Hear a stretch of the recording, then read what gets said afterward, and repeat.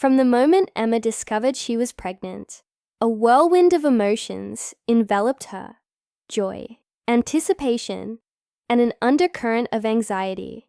Her husband, James, sensed the subtle shifts in her demeanor and stepped in with a gentle strength that became her anchor. James began each day by preparing a nutritious breakfast, ensuring Emma started her mornings with the energy she needed. He researched prenatal nutrition, incorporating foods rich in folic acid and iron, and even learned to cook her favorite dishes with a healthy twist. As Emma's body changed, James adapted their home to accommodate her needs. He rearranged furniture for easier navigation, installed nightlights to guide her during late-night trips to the bathroom, and placed cozy cushions in her favorite chair to support her back. Understanding the emotional fluctuations that pregnancy could bring, James became a patient listener. He sat with Emma during her moments of doubt, offering words of encouragement and holding her hand through tears and laughter alike. James attended every prenatal appointment, taking meticulous notes and asking questions to ensure they were both informed. He read parenting books, joined online forums, and even enrolled in a prenatal yoga class with Emma to better understand her experiences. In the evenings, James would play soft music and read aloud to their unborn child.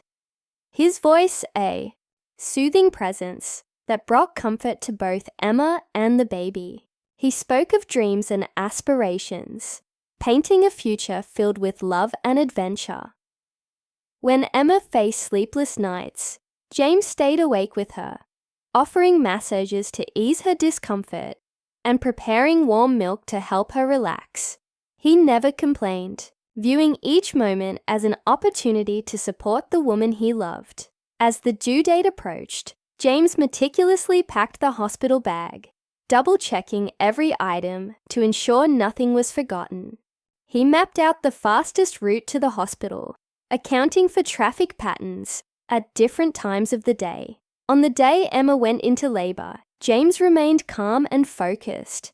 He timed contractions, offered words of reassurance, and held her hand through each wave of pain. At the hospital, he advocated for her needs, communicating with medical staff to ensure Emma's comfort and safety. When their baby girl, Lily, was born, James's eyes filled with tears as he held her for the first time. He marveled at her tiny fingers and whispered promises of love and protection. In the weeks that followed, James took on the majority of household responsibilities, allowing Emma to rest and recover. He changed diapers, managed feedings, and soothed Lily during sleepless nights, all while maintaining a nurturing environment for Emma.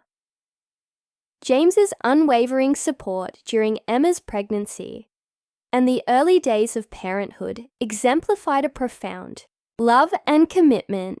His actions spoke volumes, creating a foundation of trust and partnership that would guide their family for years to come. As the days turned into weeks and Emma slowly recovered from childbirth, James continued to be a pillar of patience and devotion, waking up before dawn to warm a bottle or rock Lily back to sleep while letting Emma rest just a little longer.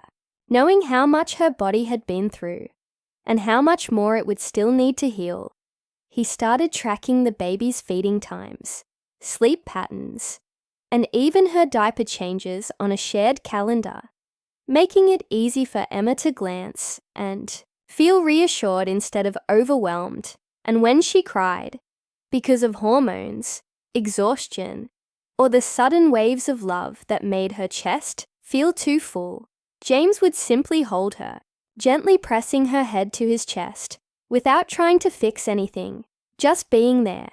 And that quiet presence became more than comfort. It became safety. It became home. He told her every single day how beautiful she was, even when her hair was messy, when her clothes smelled like spit up, When she hadn't slept more than 2 hours, he said it with his eyes too, not just his words. And Emma, through all her uncertainties and growing into motherhood, began to feel stronger with each passing day, not just because of what she was doing, but because of how seen and supported she felt. James's love never faltered. Not when Lily cried for hours. Not when Emma accidentally snapped at him in exhaustion. Not when the house was messy or dinner forgotten. He never made her feel like she had to be perfect. Instead, he kept reminding her that being present was enough, that being Lily's mother was enough, and every time he held their baby and looked at her, the way he had once looked at Emma in their early dating days, she saw a man transformed, not away from the man she loved, but deeper into who he already was, as though fatherhood had simply expanded his capacity to love, to give, to care. There were quiet joys too, moments no one else would see or understand, like when Emma caught him softly singing to Lily in the middle of the night, a lullaby he made up on the spot, or when she walked into the nursery to see him slow dancing with the baby just to calm her down, his eyes closed, his hand cradling her tiny head as if he held the world in his arms, and maybe he did. Because to James, Emma and Lily were everything, and protecting that everything was his purpose now. He went back to work after paternity leave with a heavy heart, but each evening, he rushed through the door with open arms, dropping his bag by the counter and scooping Lily up as if the hours apart had left a void only she could fill. And then, once the baby was settled, he'd wrap his arms around Emma from behind while she made tea or folded laundry, and he'd whisper, "I missed you too," and she would lean into him, letting her weight rest where she knew it was safe. They began to find rhythm in the chaos, taking turns with night shifts, sharing laughs over small things, stealing kisses in the kitchen while the baby napped. And though there were moments of frustration, of course there were, they were human, but they always circled back to love. They always chose each other, even in exhaustion, even in doubt. On weekends, James planned small outings to the park or surprise takeout picnics on the living room floor when the weather was bad. He remembered how Emma used to love flowers. So once a week, even if it was just a single sunflower, he'd bring one home and leave it in a vase by her bedside, reminding her that she was more than a mother. She was still the woman he fell in love with. And when they finally had their first evening alone, just 2 hours, Lily at Emma's sister's house, James cooked her favorite pasta, and they sat on the couch like they used to, legs tangled, sharing dessert from the same plate.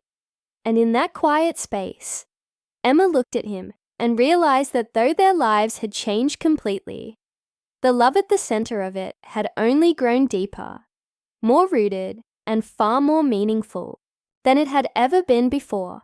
She thanked him, not just for helping, but for choosing to love her in the daily, in the hard, in the moments no one celebrates. And James just smiled and said, "I didn't choose once, Emma. I choose you every single day." And with that, the quiet weight in her chest, the fear of not being enough, the guilt of not always knowing what to do, lifted just a little, and they sat in the golden hour of their home, their lives fuller than ever, held together not by grand gestures, but by all the small, deliberate ones. And as the months passed, their love became a quiet legacy, tucked into lullabies, shared glances, and the way James always reached for Emma's hand without thinking. One night, as Lily slept between them, Emma whispered, "This is everything." And James, smiling, in the dark replied, "It always was."